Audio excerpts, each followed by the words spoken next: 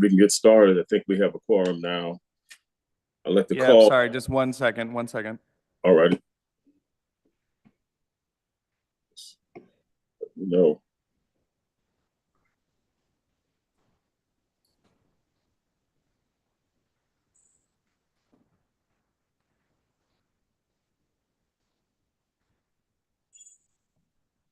All right, Mr. Councilmember, I think we're good to go. Mr. Chairman, I think we're good to go. All righty. The time is now 3:02. I'd like to call the Community Development Committee to order. And as customary, we always have an invocation, time for meditation. I think I see Reverend Middleton there. I think the chairman is there. Mr. Chairman, Reverend Middleton, would you give us a short prayer, please?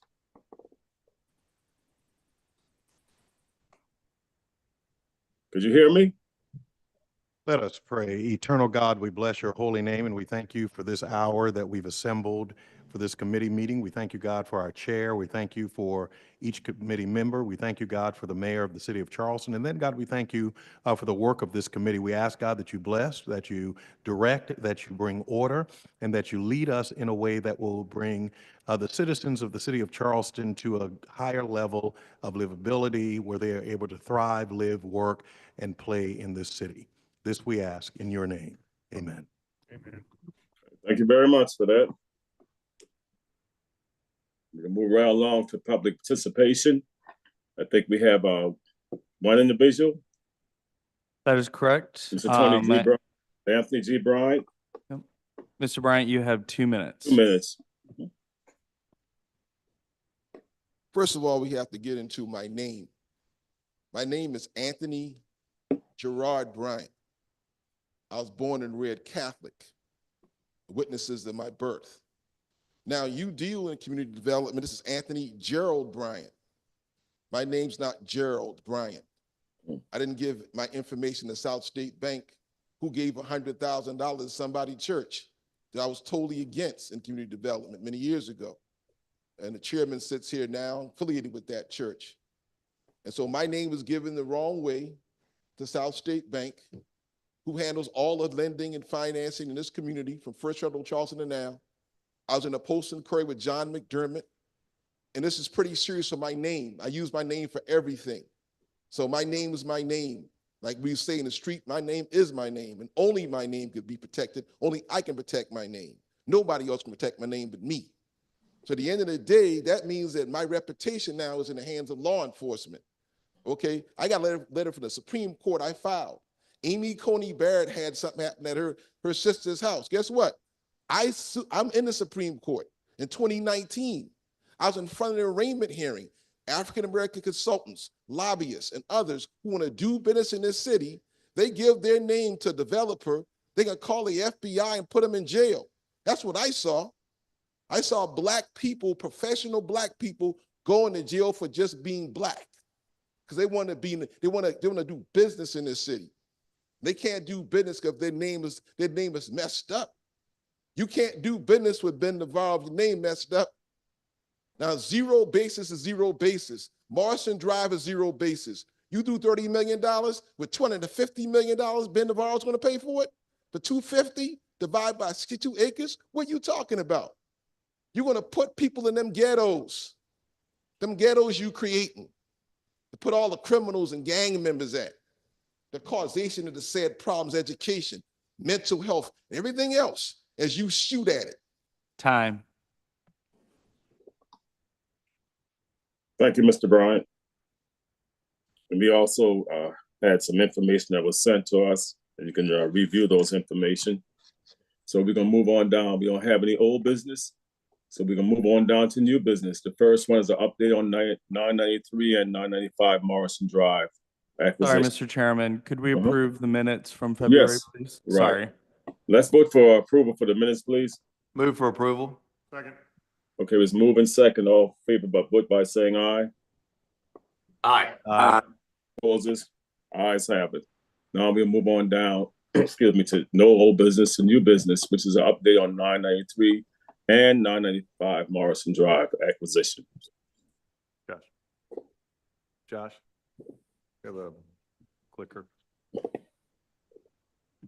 Thank you, Mr. Chairman. I'll provide this. We're just working with IT to get the a slide presentation put up.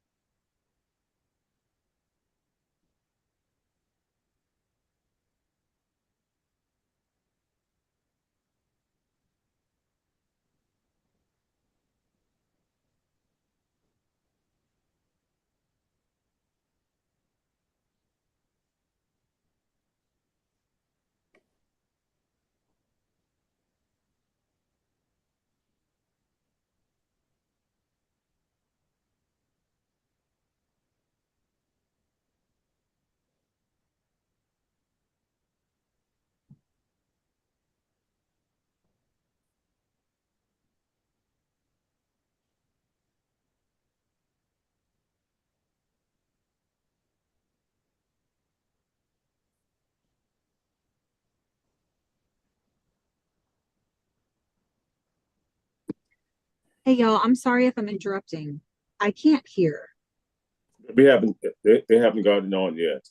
Oh, okay. I'm so The sorry. slide, they're getting ready to do the slide for 993 and 995 Morrison Drive. Okay, thank you, Councilmember Mitchell. Sorry about that. That's all No right. problem. Sorry.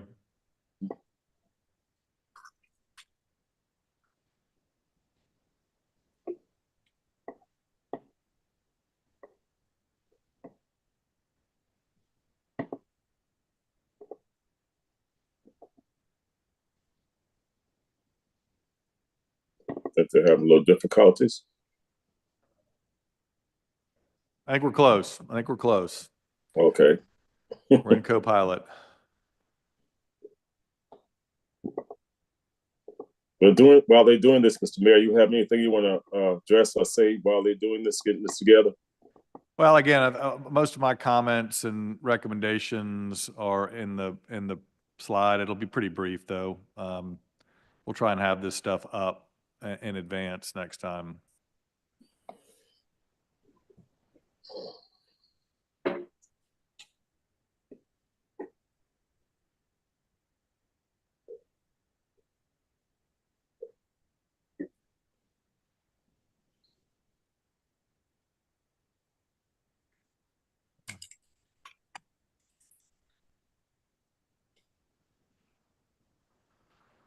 Okay.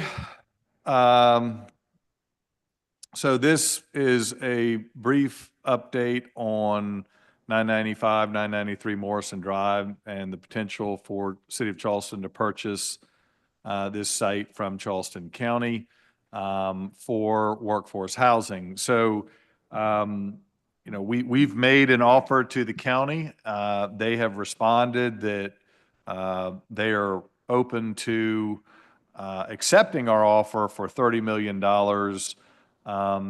and want to work with us to ensure that what ultimately is built here does have a positive impact for residents, particularly when it comes to workforce and affordable housing. A lot of conditions or excuse me, a lot of details to be determined on this. And so what we're here to do today is to talk about a recommendation on how I would propose we respond to the county's offer to accept our $30 million number. So we all know the site. This is here, hang on, here on Morrison Drive, Cool Blow Street dead ends into it. It's where the old small claims court. It is part of the Laurel Island PUD, which is overlaid there on the right across New Market Creek.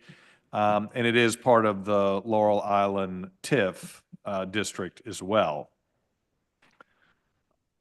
Mr. Mayor, before you go on, that screen can't be shared, can it be?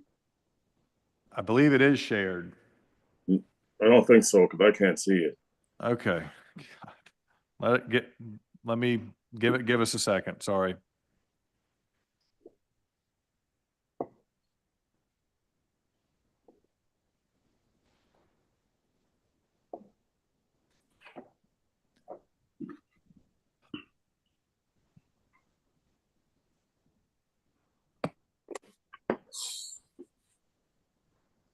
Can y'all see that? It's coming up. That's it. There it goes. All right. There we go. You go to good to go now. All righty.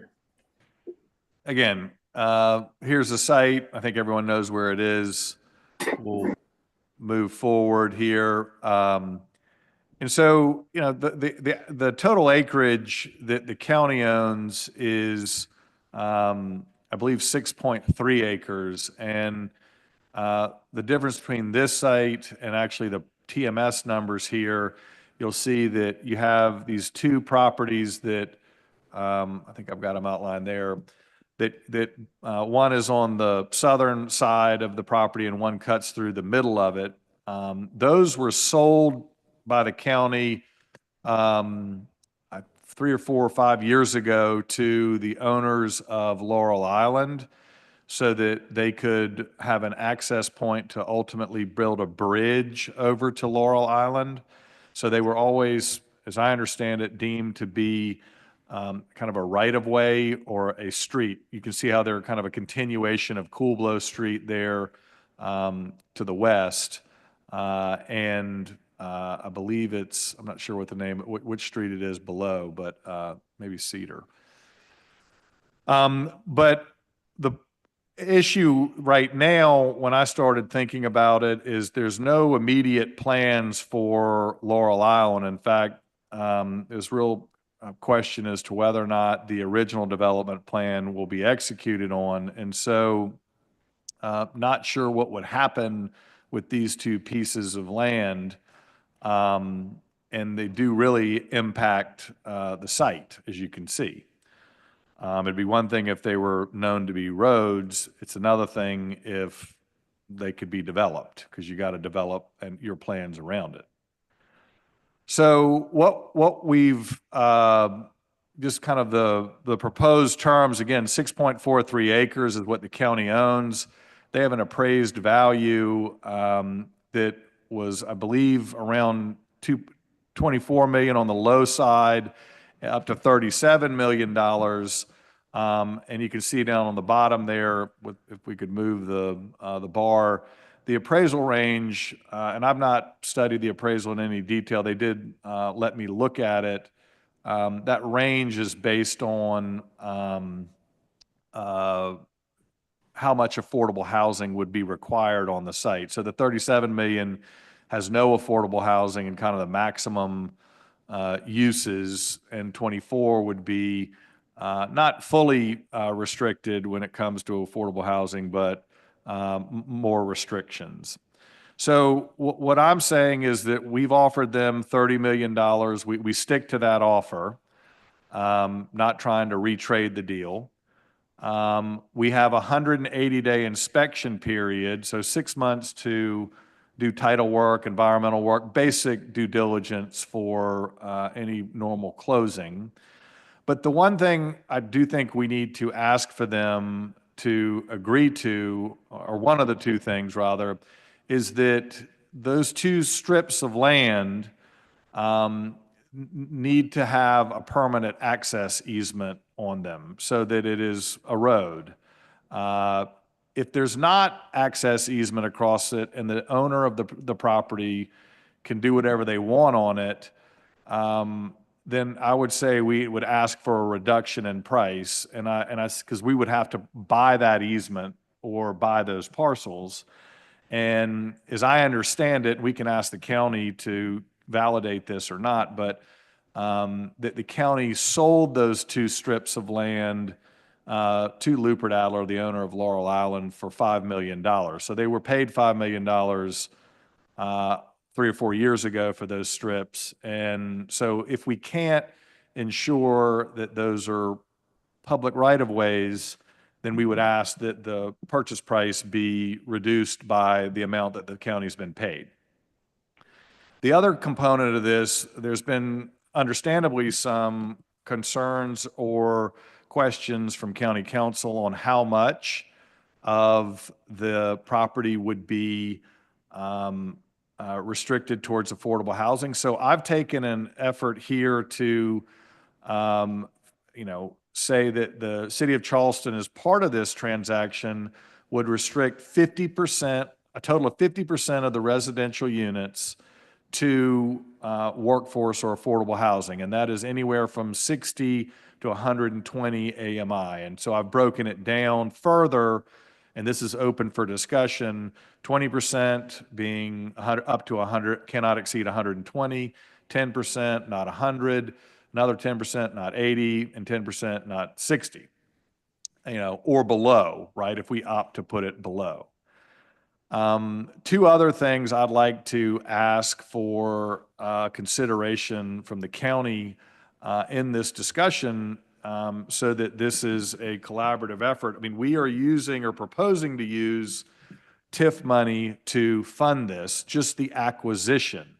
Well, ultimately, we're going to probably need to put in additional capital for vertical construction.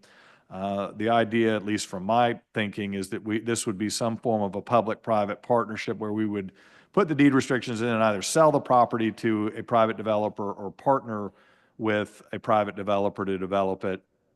But a big funding source for that vertical and the infrastructure needed to be with it would be those two TIFs. And there are actually two TIF districts that touch this property. One that covers it, the Laurel Island TIF, and the other one that we're proposing to use the funds from to pay for it, Cooper River Bridge TIF, actually is contiguous to it. So we would ask that there's some, not a lot of life left on those two TIFs.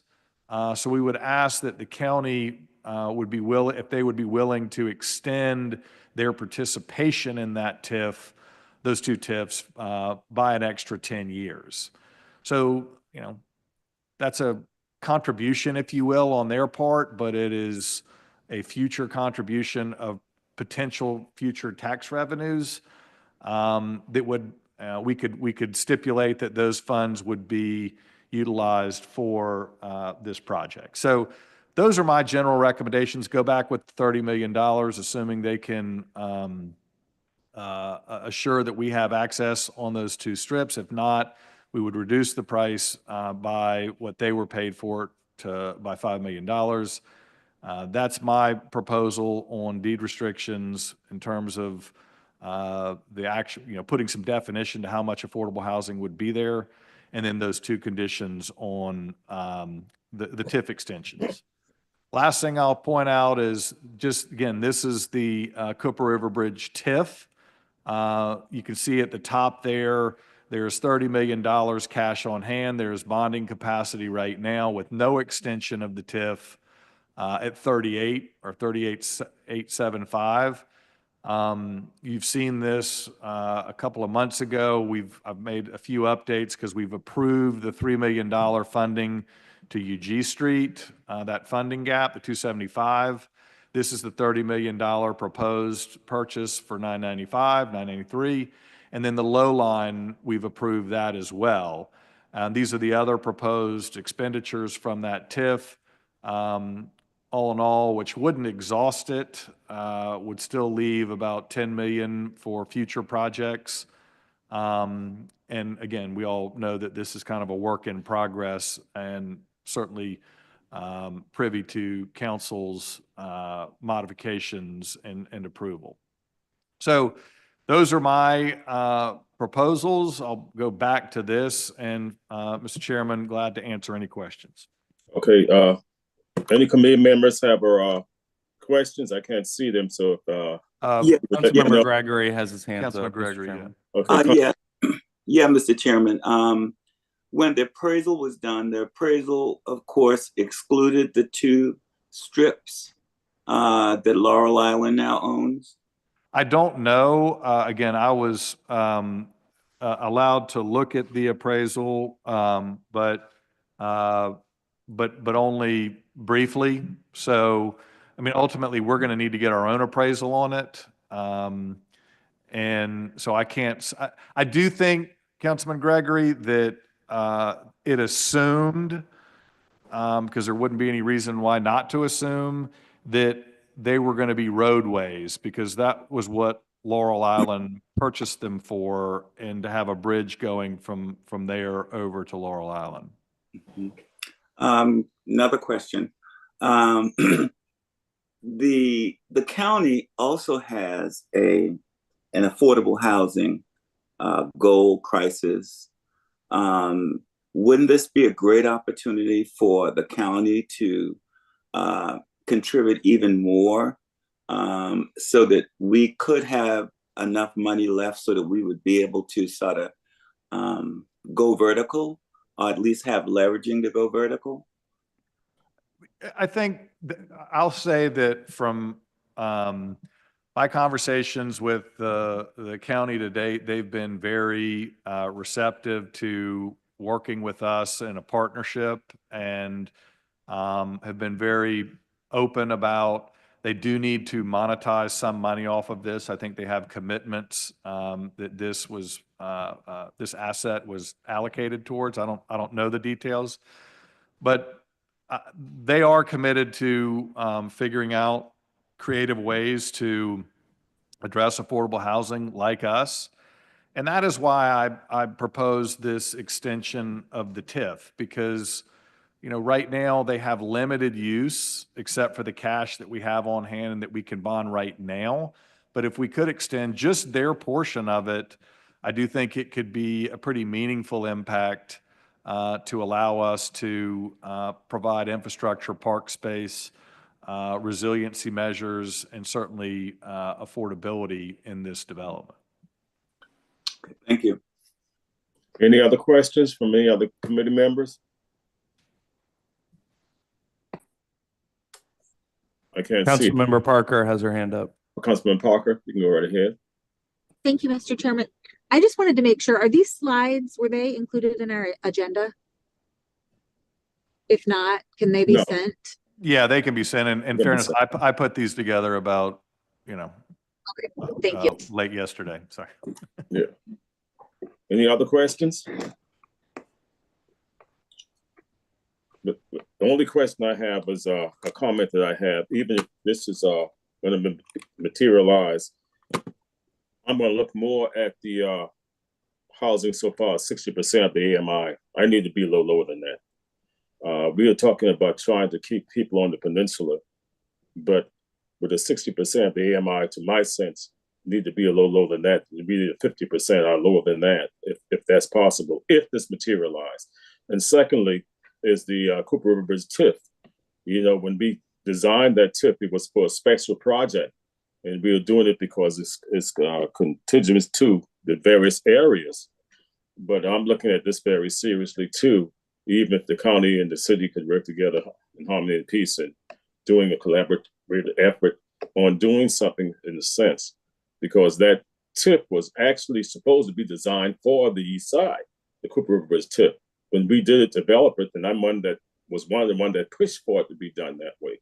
So even doing this, it's not going to be too much money left in that TIF once we do all this to even get the east side back whole like we should have done.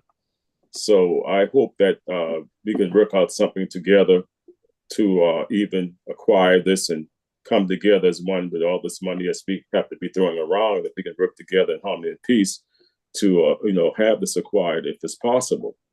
So that's the things that I'm looking at so far as the property is concerned. And I know all of them is in the district I represent. So the people in my district, they are talking to me about the east side, talking to me about this. We said, we're giving all the money away from the east side. We're doing this, we're doing that. So I have to be very careful how things are being done since I represent those particular areas, all the areas that's just happening in. So those are the things I'm pushing up, Mr. Mayor, and I'm just looking at it very carefully. I don't have a problem. I don't have a problem with it that we purchase this property if it's possible, if we can come to some consensus and some agreement with it. But I want to make sure that we get back to what we started with the east side, to make it whole like we should have done since the devastation of that bridge that came down and it destroyed a lot of different housing in that area and different aspects that I put in place that I wanted to see done on that particular east side. So I don't want to have all the money is gone and then we start back from day one again, and then it'll be another years and years. And the people and my constituents are beating me up for doing certain things. So these are the things I'm looking at. So I'm hoping, and I'm sending the message back to that the chairman is there of the county council, let them know that this is the case, that what I'm looking at, that we can even work together in harmony and peace and confident collaborative efforts, since we are both a municipal, if you may, municipal organization, that we can work in harmony and peace with the county and the city to accomplish some type of agreement that we can come to make sure that we can do something that's right. And I know there's a lot of money involved in it, but we can kind of look at it differently, that we can come together and work together. So that's what I'm throwing out a little bit. And those are great points. I mean, I'll address two of them. One, that whether or not, we need lower AMI, there's no question we need lower AMI. This is what we're guaranteeing to the county. We can, as a council, decide to do lower. So that's within our discretion. We've wanted to give some assurances to the county that we're committed. And then as it relates to other expenditures in the neighborhood, particularly the Cooper River Bridge TIF, that's a big reason why I've added those additional years, because that would provide additional funds to do things within the TIF to be determined, that could be, I think, very impactful and offset the expense we're taking to take this down. That would be in the future, but I think it could be some money to go towards things like you're talking about. You have any other questions? We have Mr. Chairman, I have Councilmember Appel, then Gregory, then Parker. Okay, we'll take them in that order. All right. Thank you, Mr. Chairman. And just piggybacking off what you were saying, the more the city is going to have to invest in this deal financially, the more difficult it's going to be for us to provide housing at those lower tiers. It's just how every one of these affordable housing deals work. The more subsidy you can put in on the front end, the more feasible it is to have more units of affordable housing and more units at lower percentages of AMI. I know this negotiation is already pretty far down the road, and I'm not looking to sort of, but I just wanted to throw out the idea that if the county were to joint venture this with us, essentially just put the property into the deal, it can be the city and county, we can hold hands and be at the ribbon cutting together. The idea that we're paying another government $30 million for land that we're going to be putting to, public purpose and affordable housing, when we both, as governments, the city and county, have the same stated goal of providing affordable housing, that $30 million can be used to buy down the affordability here. So we can get to exactly what Councilmember Mitchell is talking about. It just seems a little bit odd for one government to be putting, this amount of money in another government's pocket when we're all trying to do the same thing, if that makes sense. So just wanted to kind of know if that had been explored and whether sort of an in-kind joint venture concept was explored, so we could free up some of that financing, use that $30 million for the deal, as opposed to paying, another government. I mean, we're all representing the same constituents. We're all serving the public. I just wondered if we had gone down that road or considered that option. We have, if I may, Mr. Chairman, if you'll recall, Councilman Appel, when we first made the offer, we submitted an offer of, I can't remember the exact figure, but I think it was $20 million to purchase the property, or the county could, so that was option A, or option B was the county could contribute the property and we would guarantee $20 million towards at least 500 affordable units on site. And they took that into consideration. And again, because I think they have obligations for where the proceeds from this asset needs to go, and I don't know the details of that, but they opted to sell it. And because they had an appraisal of this range between 24 and 37 million, that's how we settled on the 30 million. So that's just the history behind it, and but that was certainly considered initially.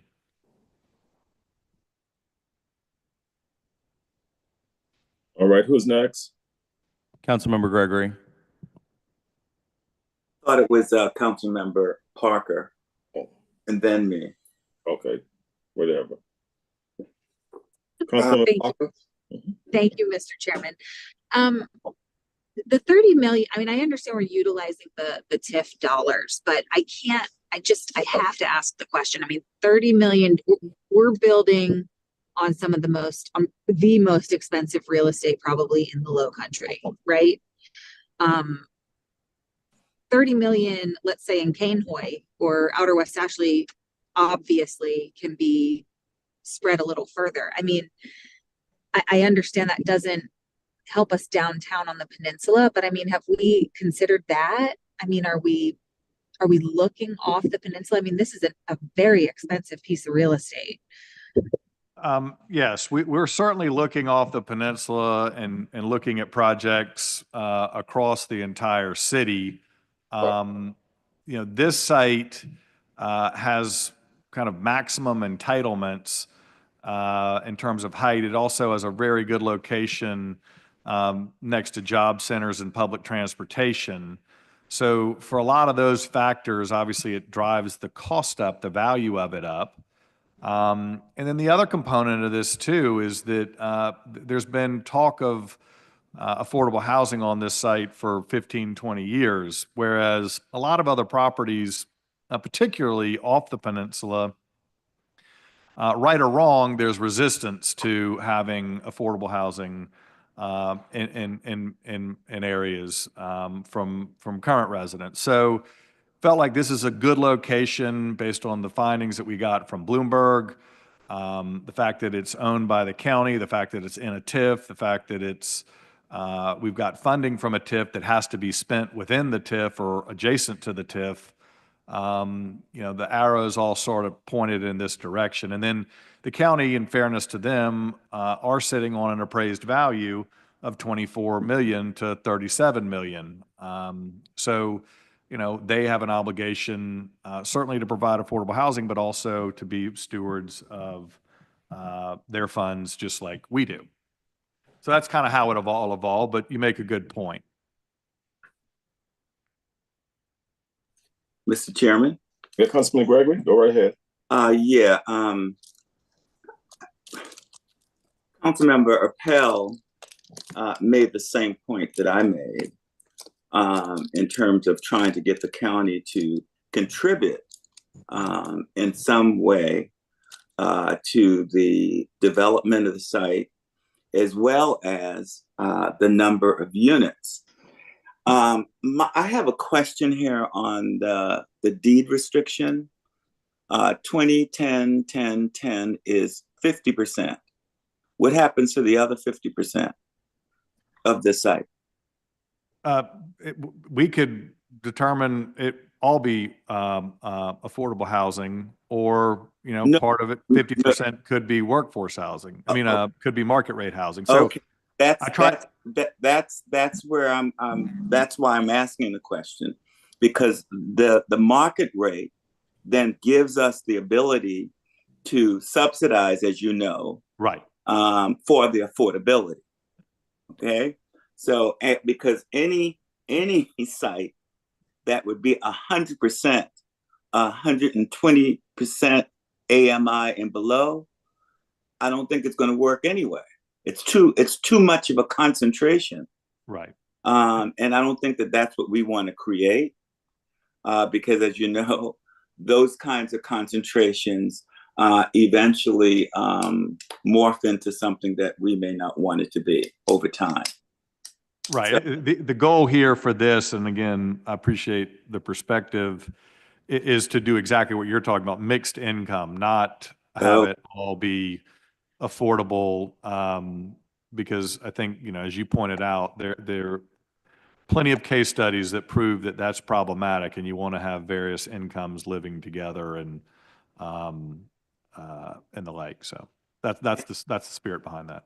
Okay, I'm glad to hear that. The second point is in terms of defining workforce housing and affordable housing. Going back to the chairman Mitchell's point of 60% and below, I think if we use the federal definition of affordable housing, we could get there. And I think it also makes us consistent with the federal definition, the HUD definition, which is, I think, what the city currently used to define affordable housing. And I think I saw the director of housing community development there.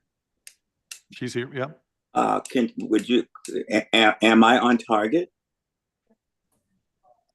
You said, yes, sir, you are. Okay, thank you. So, Mayor, I just think it makes it safer when we use the federal definition of affordable housing. Sure. Okay, thank you. Councilmember Parker has her hand up again. Oh, Councilman Parker? Thank you, Mr. Chairman. All right, last two questions. What about how about the housing authority? I mean, are they involved in any part of this? No. Now, the Housing Authority is doing their own No. programs on their properties. They just Which is, go ahead, sorry. which is fairly close to this, right? Well, depending on, yeah, they have one about a block and a half away that they just was in the paper today or yesterday that they had to pull the plug on because they couldn't get financing. And then they're working a few blocks south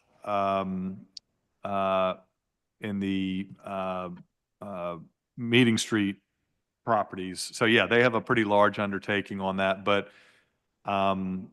even with what they're doing, as Bloomberg pointed out, there is still significant need for housing, particularly in these areas of the peninsula. Okay, well, so leading to my next question, I mean, do we have a partner in mind yet? I mean, is it? I think yes and no. We've had conversations with multiple developers, Graystar being one of them, who's of course the largest apartment developer in the world and are headquartered here. And you know, they're willing to take a look at doing a partnership here. There are plenty of other groups that would be interested as well. And I think what we would be doing is, you know, coming together as a council, figuring out what specifics we want to put on it. We would have to guarantee as part of the transaction, we would do at least what we're talking about here in terms of the restrictions with the county. But then we can determine, you know, maybe we want more to be below 60% or whatever the case might be. And once we got that set in a general plan, we would look to bring in through an RFP process a third-party developer to fund the construction and ultimately take us out of the deal is kind of my thought process on it. Okay, that's what I was wondering. So that is sort of the plan. I mean, it's at council's discretion, of course, but I don't see the city developing this. No. Yeah. We're going to get it entitled. We're going to make sure that it's protected for affordability, and then you know, let the private sector come in. Okay, perfect. Mr. Chairman, you mentioned that the money y'all had maybe had a plan previously for these TIF dollars. Can you expand on that a little bit? No, the plan when we created the TIF at the time, we created it because of the devastation that happened to the east side when the bridge went down. And that's when we pushed to have the TIF, you know, to bring up with the TIF to make sure we make the east side whole again by putting in affordable housing on the land, trying to do the flooding in that area and everything else that's needed. And that's why we really created the TIF at the time. You know, the cigar factory came aboard, so we was creating a lot of business there. So this is why we did the TIF at the time, to make sure that we made the east side whole again. So that's really was the avenue of doing the TIF in the beginning. And that was a big part of that, pushing that to get done, because we lost a whole lot of good housing in that area. which was single family homes, and we couldn't do it anymore. So when I was a part of it, when the mitigation came about and the state turned the properties over to us as a mitigation, I voted on council, and the council, my colleagues went along with me, that we make sure that that whole area was going to be for housing. You can't be stores, you can't be service stations, you can't be this, under the mitigation that came from the state. So that's why we did the TIF, to make sure we can kind of make the side whole again. Was the big deal for the TIF at the time, the Cooper Rivers TIF. Okay, thank you. Mr. Chairman, it's me again. Yes, sir. I think that Councilmember Parker brought up a good point when she talked about the housing authority. Yes. It's just not the city housing authority. The county also has a housing authority. Right. And when we talk about affordability and affordable housing, and we talk about AMIs below 60%, we are in essence talking about the housing authority, because in many cases, they will have to provide the Section 8 certificate in order to subsidize people with that income. So it's not something that we can ignore.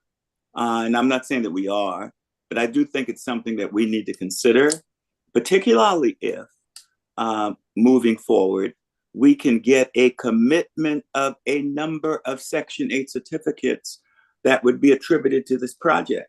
That then becomes a part of the financing of the project. So just throwing ideas out there. I don't want us to just dismiss the involvement of either housing authorities, because I think they will be involved one way or the other, because they're going to be able to assign Section 8 certificates, at least to tenant base. But it would be great if we could get some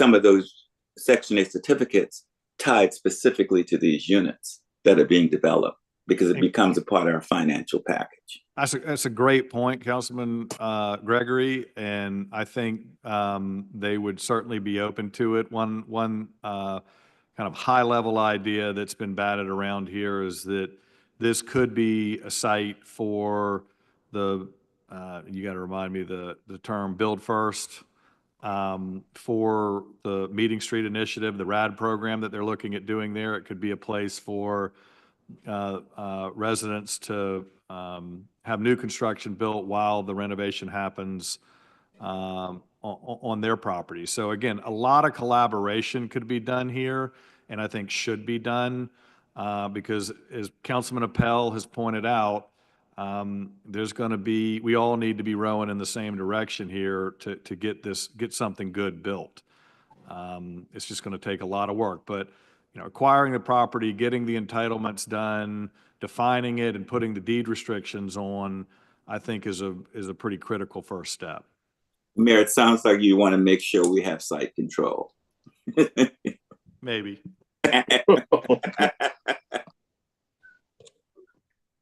Any other questions? Mr. Chairman, if I may, I think it would be helpful to have the feedback from this committee to council so we can respond to the county in kind. So I can make a motion, Mr. Mayor. That'd be, yeah, Mr. Chairman, I defer to you. Okay. Okay, Mr. If questions, we can entertain a motion if someone will make a motion that we forward this on the council for consideration.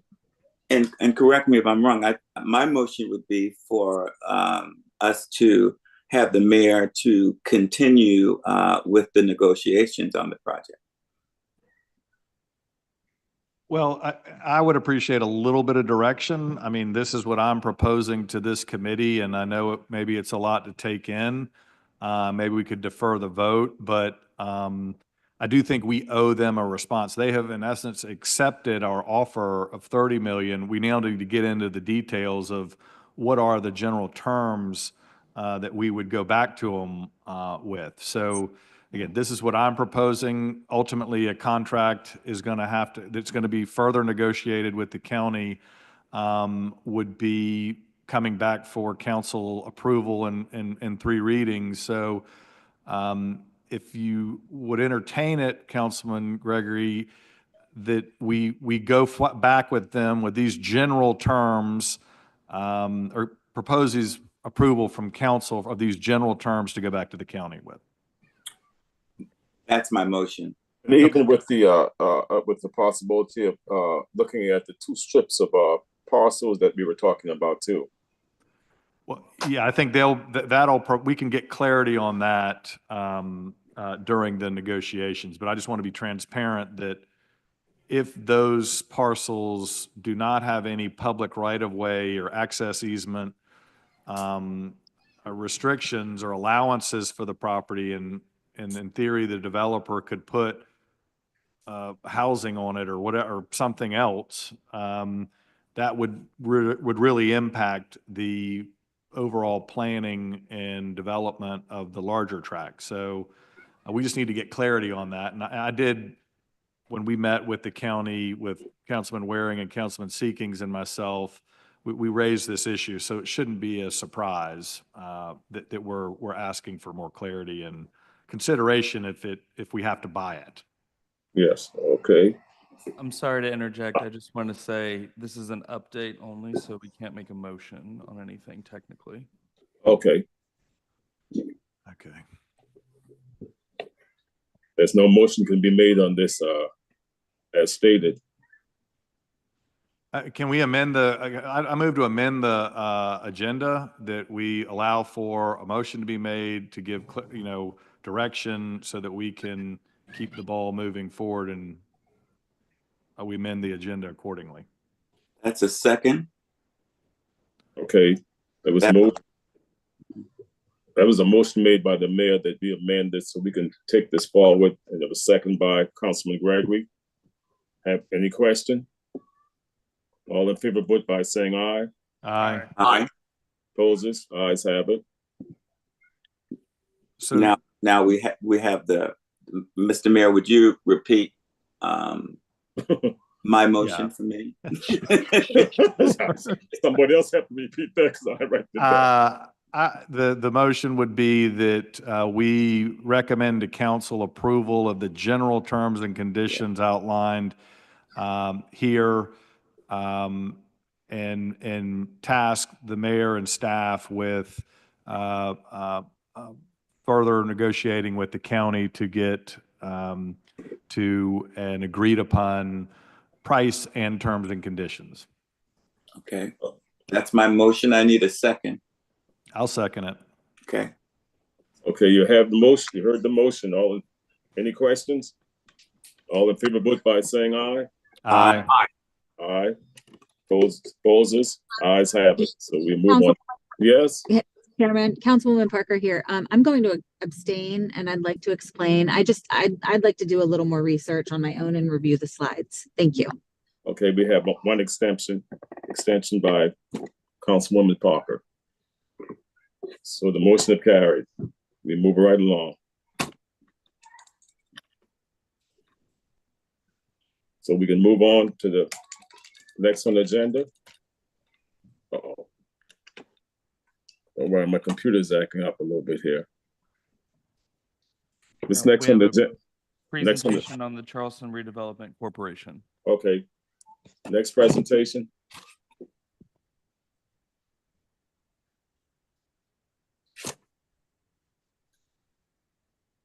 Charleston Development Corporation presentation. Who's doing that?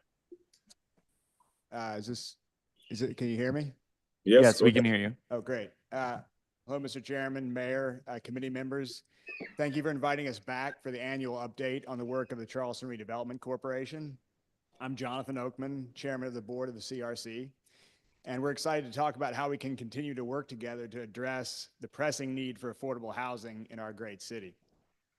I'll begin our presentation, followed by Board Member April Wood and our Executive Director, F.A. Johnson.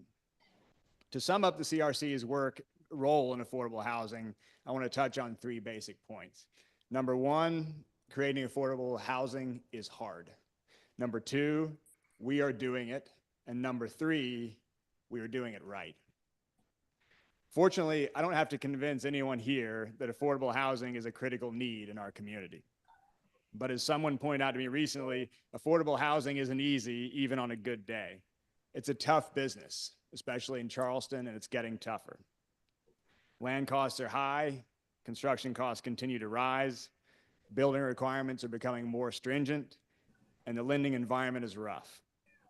In short, the deck is stacked against us.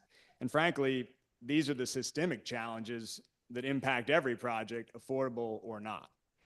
The extra challenge we have is finding capital for subsidy or for low interest debt that even with these headwinds still allows us to deliver units for below market rates. And where does that capital usually come from? From a public sector. If you've been watching the news, you'll know that the federal government has recently taken steps to make this even harder. They're working to cripple the CDFI fund, the branch of the Treasury Department that funds community development organizations like the CRC, with capital to carry out our programming. Along with the low-income housing tax credit, which also may be in the crosshairs, the CDFI fund is probably the most important source of subsidy capital to nonprofits for affordable housing. So we're going to have to get more creative, more nimble, more collaborative to make up for this loss of resources. And this is a good time to mention our diverse group of partners without whom we could not be successful. At the top of the list are our founding partners, the City of Charleston, the Historic Charleston Foundation, and the Housing Authority. In addition, we're working ever more closely with the City of North Charleston, with Charleston County, and numerous nonprofits, foundations, banks, and private donors to put together the funds necessary to carry out our mission. As resources get tighter, the only path forward is deeper collective action with these like-minded partners. So yes, affordable housing is challenging, but the CRC is meeting that challenge in several ways. We develop our own projects, we provide financing for other projects, and we purchase projects so that we can maintain their affordability by stopping the rents from reverting to market rate. For projects in the city, we have acted as developer, as lender, as bond financier, as property manager, and much more. Here's a snapshot of our successes over just the past year. 9 single-family home ownership units delivered in 4 separate projects targeted at 80% AMI homebuyers. 114 units under construction or in design in 4 additional projects that represent $34 million of total project cost. Moreover, since our inception, we've put $26 million of financing from public sources directly to work. We've leveraged $130 million additional dollars from private sources for affordable housing. And we've spent $8 million purchasing 2 affordable apartment complexes to stop them from reverting to market rate. These dollars represent projects that run the gamut from single family to townhomes to multi-family apartment complexes. They also represent both rental and home ownership opportunities that we have brought to the community. Our record speaks for itself. We're nimble, we're creative, we're relentless, and we are the most successful nonprofit housing developer in the area. As I said at the beginning, when it comes to affordable housing, we're not only doing it, but we're doing it right. And what do I mean by that? Not all of our projects are large apartment complexes. These are great for creating a lot of units, but they don't fit into many parts of Charleston. Recently, we've worked on several scattered site infill projects, including 3 townhomes on Porter's Court and a 4-unit apartment house next to the crosstown at 89 Fishburne. With these projects and others like them, we're investing in— Septima Clark Parkway, there's no crosstown. Excuse me, yes. Thank you. The Septima Clark and 89 Fishburne. With these projects, we're improving the neighborhoods. We are filling empty sites in the fabric of the city's historic neighborhoods with contextual housing that becomes part of the surrounding community as opposed to standing apart from it. In addition to the Peninsula projects I mentioned, we've also done this successfully in Rosemont, where we invested $600,000 in several projects, and also in Ashleyville, Maryville, and West Ashley, where we invested $360,000 in several houses. But sometimes we do need big wins with projects that deliver big unit counts. To this end, we're almost complete with the Bermuda Point project in West Ashley, in which we help to finance 40 units that will be sold to targeted buyers as low as 80% AMI. And we are also working to revive a struggling project in West Ashley that will deliver 78 units in the next couple of years. And recently we closed on a site on Johns Island where we can complete 20 affordable homeownership units. So there's much to say about the great things the CRC is doing in our community, and I know our time is limited. So let me say thank you again to the committee and turn it over to April Wood to talk about the Common Cause Loan Fund.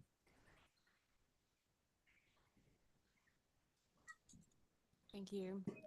As a founding member, Historic Charleston Foundation has a permanent seat on the board of the Charleston Redevelopment Corporation. This has led to an important and unique collaboration between our organizations. As you know, affordable housing and historic preservation are not typically aligned.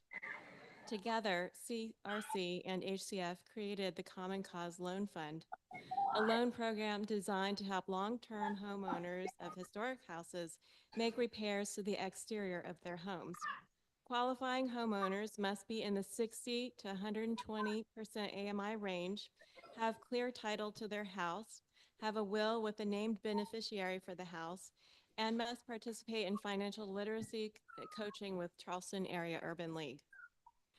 To incentivize homeowners staying in their homes, loans are partially forgiven after 7 years. We are currently in our 3rd year.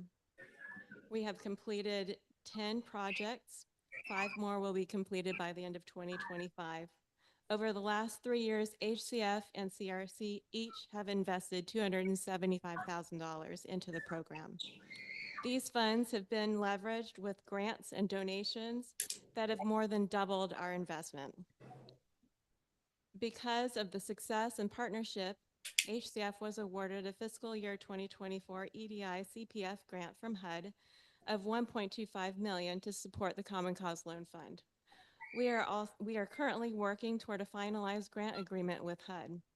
Assuming funding will be issued, CRC and HCF will continue to collaborate to implement the grant-funded program.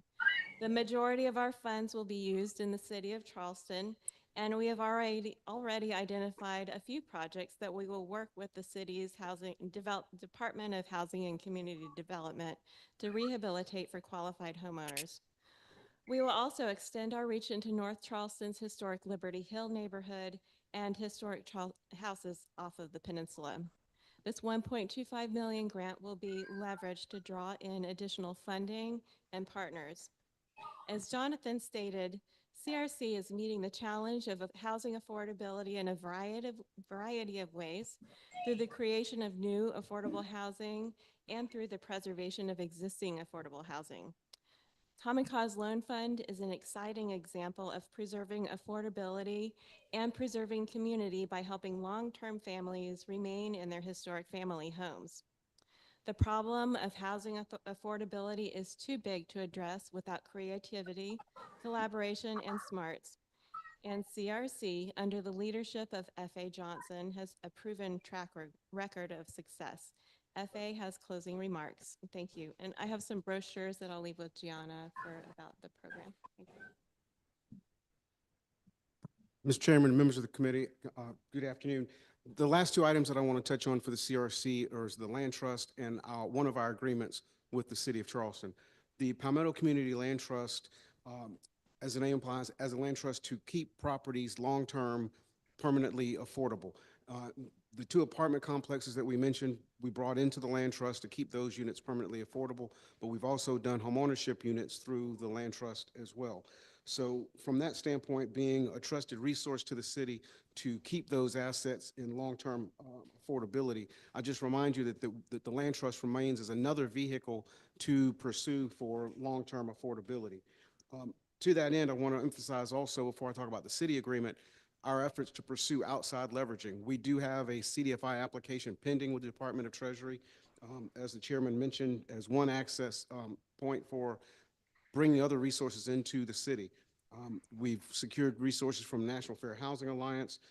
We're administering $2.5 million on behalf of Charleston County for land acquisition for affordable housing projects, and those funds can be used within the city limits as well. So from that standpoint, we are looking to continue to grow our other financial resources. But I want to conclude by touching base with the $10 million contract that we have in place with the city of Charleston right now. Of those funds, we've expended roughly $9.2 million. We've leveraged that $9.2 million with an additional $16.7 million in leverage for total development costs and total leveraging of $26 million. So you entrusted us with $9 million. We've generated $26 million with results. We're getting ready to submit our final draw on that contract with the last $900,000 that is being used in part to do 4 rental units and to match leveraging of another $500,000 coming from the county to do another 12 units in West Ashley as well. So from that standpoint, we value our relationship with the city. We value the agreement that we've been able to execute so far and show that we've been able to leverage those dollars. We've also turned those dollars over on a repeated basis. By way of example, we took from one parcel that we received from the city of Brady Garrett, take the proceeds from the sale of that unit as affordable, put it into a second unit, and then on the sale of that unit, rolled it over into a sale of a third unit. So our ability to revolve and continue to use those same funds on a repeated basis, and then our ability, as the chairman mentioned, to turn around and leverage and lend those dollars out to other developers to continue their projects as well. So we appreciate the chance, the opportunity to give our updates and our brief. Certainly welcome any questions. Thank you. Any questions from the committee? I'd like to thank you all for your presentation and update. There was a lot of information given, and that so we can be aware of what you all are doing and things that you are doing in the community to assist the people in the community, the people who are in need of housing. I know it's pretty rough building housing in this peninsula in the city of Charleston, but we are trying. And I thank you for your presentation and giving us the information. Just got one quick question, Mr. Chairman. Yeah, Mr. McBride, Councilman McBride. Just for clarification, is the Palmetto Community Land Trust and the what's the other name? Sure. It's basically interchangeable. I mean, it's the same. You guys are the same organization. The Palmetto Community Land Trust is a separate entity, but our auditors treat it as a component unit of the CRC. So when you look at the CRC's financials, the Palmetto Community Land Trust is included as a part of the CRC's financials. Okay, got it. Thank you. Thank you. Any other questions? Thank you for your presentation. Thank you. We can move right along. We have one more, which is D3I, which is a presentation regarding proposed changes to establish the definition for pools provided, clarify and regarding setbacks, location, and other related zoning standards, as well as providing an exception to the zoning setback requirements. We can go right into it. Good afternoon, Mr. Chairman, members of the committee. So in accordance with our commitment to the CD committee to bring forward things that we're working on in planning that are going to eventually get to the city council after they've been through planning commission for zoning code amendments. I just wanted to really quickly update you on one that we're working on that we're hoping will be at planning commission in April. This is crazily enough, in our community, we've never actually defined pools in our code, which has created some conflicts, particularly with in-ground pools that have things like spas or wall elements and what have you. One of the things that we found, especially in newer communities like on Daniel Island, but also in some other places as well, is that as our backyards start to get smaller, as our lots aren't quite as big as maybe some folks are used to in the off peninsula areas, these pools are going more into setback areas than they ever have before. And so what exactly you can do in those setback areas is always an area of concern, particularly anything that is above grade. And so first part of this amendment is just to create a new definition, or not a new definition, but add a definition, a common zoning definition for what a pool is. And then the second is to provide some provisions for specifically in-ground pools that make it very clear, and we don't have to worry so much about interpretations as to that they can encroach within certain setbacks, but they can't be in required buffer areas. Again, that's an important distinction. And that when you have elements like you can see in these pictures where you have wall elements or a spa element that comes above grade, those are now structural elements within the setback area, and they have to meet setback requirements. This provision actually provides for a slightly different approach than just saying anywhere in the setback and then we run into issues. This is basically saying it's 10 feet or whatever the setback is. So if you have a 25-foot setback, you could have an encroachment for your pool 15 feet into that area of the backyard and make, productive use of it for your quiet enjoyment of your home in a way that right now, again, we end up looking at every pool individually, and we don't want to do that going forward. So we think this is a big win. It's something the industry has wanted us to be a little bit more, I don't want to say consistent on, but a little bit more, provide more clarity on, particularly as us in the county have some slightly different rules. The county holds very tight to the setback requirements where we don't, but the county also has looser setback requirements than we do. So we're trying to even that out for the pool contractors and their customers to understand those rules and keep them consistent. The other part of this amendment is really kind of, I almost want to call it a no-brainer amendment. For a community that talks about water first and being very smart with the development and adapting to our kind of changing environment as it relates to flooding and other things and elevating homes and what have you, we for whatever reason still had an antiquated part of our code that treated the elevated stand for your mechanical equipment, your air conditioning unit, your backup generator, other components that are your pool equipment.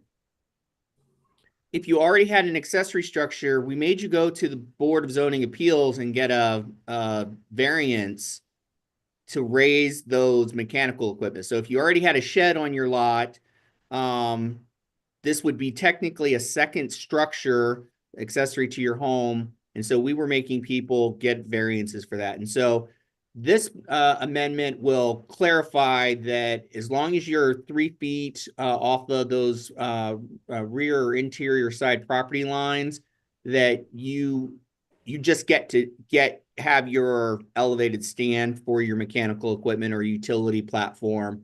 That doesn't count against the lot coverage and square or the your lot coverage issues or your accessory structures provisions or what have you. So you'll now be able to add a shed to your lot and elevate your air conditioning unit without needing to go to BZA for a variance to put those items in your side and backyard. So that's it. Just a real simple amendment, but like I said, I wanted to give council just a heads up that this is coming, and it's going to be at Planning Commission, ideally in April, consistent with what we committed to this committee specifically about amendments to the code, so that you weren't seeing them or hearing about them for the first time when they come to council for their first reading and public hearing. Thank you, Mr. Chairman. I think Councilmember Parker has her hand up on my screen. Okay, Councilmember Parker. Thank you, Mr. Chairman, and thank you, Mr. Somerville. Just quickly, so off the peninsula, what does that change? Because I mean, this is a citywide ordinance, but just curious, does that? Yeah, and I only made that distinction because on the peninsula, we do have a lot of small yards, and people have had pools historically and traditionally. In areas like James Island, West Ashley, we've traditionally had much larger lots, but we're now starting to see those lots be a little smaller, and that's kind of constraining where people have room in their backyard to meet setbacks and still put things like a pool in. So, you're absolutely correct. This is a citywide ordinance. And so again, this is going to provide greater clarity about what constitutes a pool and how you can place that essentially in your backyard, so that you don't have to deal with some of the current setback restrictions that we have. It's very clear, 10 feet or the setback, whichever's less, so that you can have that in-ground pool in your backyard. Okay, all right, thank you. And again, the equipment above. Yes, and then elevate your equipment without it counting against your allotment of accessory structures or other things. So again, our code provides you basically one accessory structure that doesn't require you to go before the BZA and get additional approval. This will allow you to have that utility platform, which is a structure, not count against that one structure. So you can also have a shed or a patio cover back there, a detached patio cover for the area around your pool or whatever else you might want to do or need so that you can have full enjoyment of your backyard. Okay, thank you. Okay. Any other questions? So this is just for a presentation, or we have to do a motion to send this to council or what? No, Mr. Chairman. So again, because it's an amendment to the zoning code, is the recommendation will actually come through the Planning Commission. Planning Commission. So this is just for your information, as this committee had previously requested. Thank you much. Okay. Do we have anything else? Any other questions? No other questions? Do we have anything else to bring before the committee? Before we adjourn? Mr. Mayor, anybody else? All good. Everybody's good? Well, we stand adjourned. Thank you very much. Thank you. Thank you.